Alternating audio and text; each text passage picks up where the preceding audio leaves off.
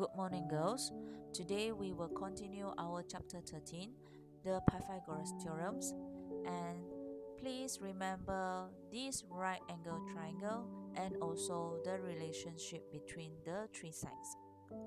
Now, let's begin with the exercise. You can refer page 75 on your workbook.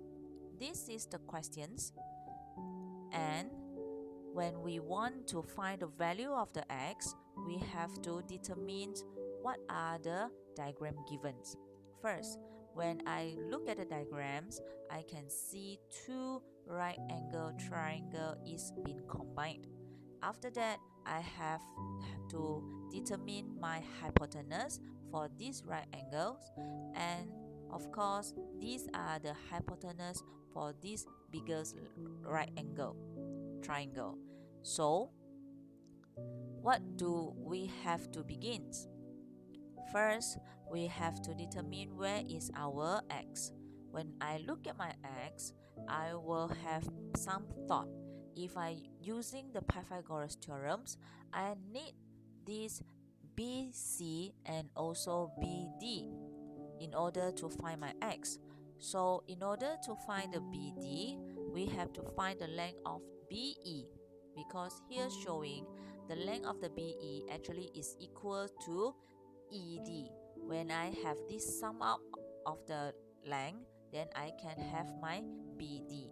So what is my first step? I have to come with this relationship first. Here I have my hypotenuse. Here I got my height, that is 5. So I put inside my Pythagoras theorem, I will find out my BE actually is 12 centimeters. When I have my BE, so I do the relationship between BE and also BD. I found out BD actually is 2 times of my BE. So 2 times 12, actually here my second hypotenuse I have 24 centimeters. Next, what should I do? Same thing, I put them into the Pythagoras theorem. BD is a hypotenuse, that's why my relationship is goes to BD square equals to x square plus 17 square. Since my BD is 24 square, so I put them into the sequence. After that, I have to square root all my numbers and I can determine what is my value of x. My x is 16.94 centimeters. So girls, do you get the correct answers? Next, we have to move on the second topic of the Pythagoras theorem, that is the converse of Pythagoras theorems. So, what are the meaning of the converse of the Pythagoras theorems?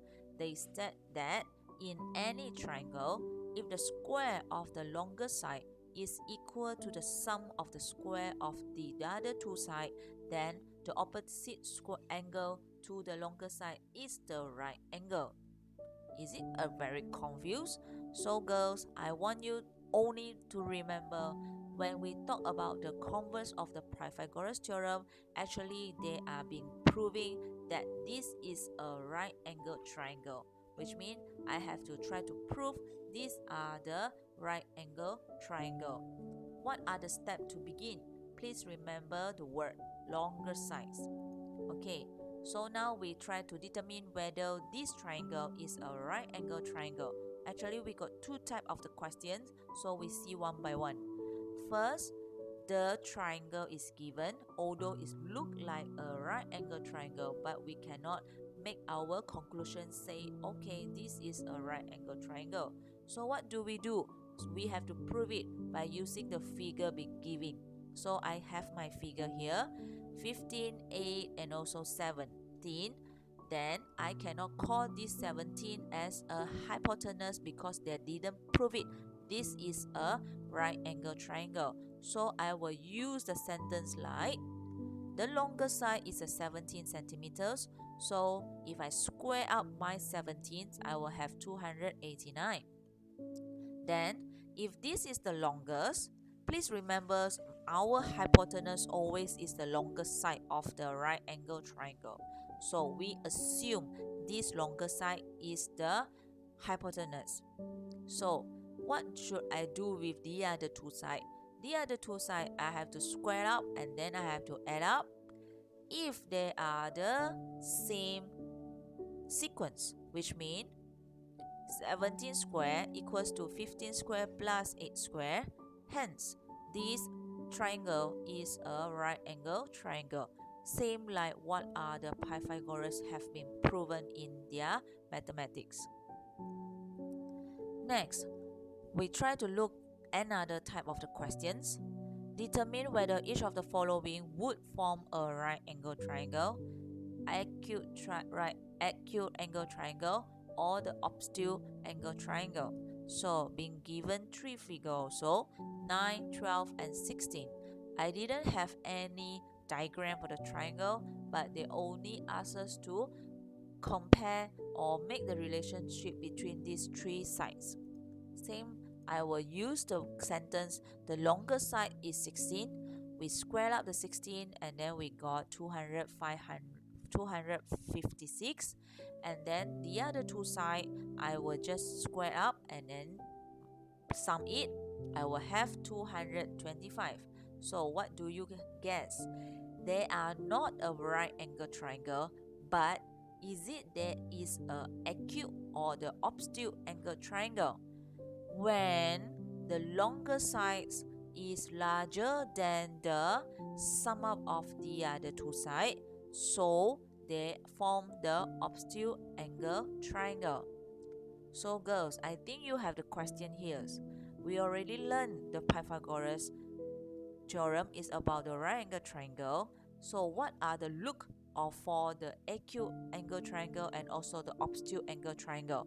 So now we move to our revision.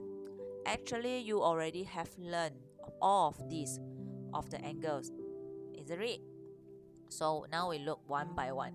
The first one is the acute angle. When we talk about an acute angle, they are between 0 and also less than 90. Not yet reach 90 degree, but less than 90 degree. This one we call the acute angle. The next one, of course, we have our right angle. They are 90 degrees sharp. The third, we have the obtuse angle, which is more than 90 degree, but until less than 180 degree. And of course, we don't have any triangle which got on the reflex angle unless you are talking about the exterior angle of the triangle. So these are the three types of the triangle that actually we have learned. Now we look at the obtuse triangle and also the acute triangle here. When we have the obtuse triangle, they have one of the angle which is more than 90 degree but less than 180 degree. Now we look at the explanation. An obtuse triangle is a triangle that has one obtuse greater than 90 degree angle. Maybe either isosceles, which means two equal side or two equal angle, or scalene, no equal side or angle. So which means either this type of the angle. This is how we call them in the bahasa Melayu, segitiga sama kaki. Okay, we got two same angle and one is the obtuse angle, or we got tak sama kaki, which means they got one obtuse angle is the main thing, but two of them actually got the different angle. Okay, so this is for the obtuse angle. When we're talking about the acute angle actually they have three acute angle, which means they have three which less than 90 degree. So maybe equilateral, which means three equal side of angles, or isosceles, or scalene. Okay, so they got more types in the acute angle. Either this type, which means both three of them got 60, this one we call as a segitiga sama sisi, or here also is one type of the iso triangle, sama segitiga sama kaki, or different. Okay, segitiga tak sama kaki. So what we have here, and then to relate to our converse of a Pythagoras theorem, we have to understand the Pythagoras says. means the hypotenuse is always the longest, and when to the other side sum out, they will equal to our hypotenuse. That one form the right angle triangle. But how about if the longer side is larger than the sum of the two sides? If the longer side, which means here is the longer side, larger than the two sides, so we will form the obtuse triangle here. And for the acute triangle, when the longer side is smaller than the sum of the other two sides, so they will form the acute triangle.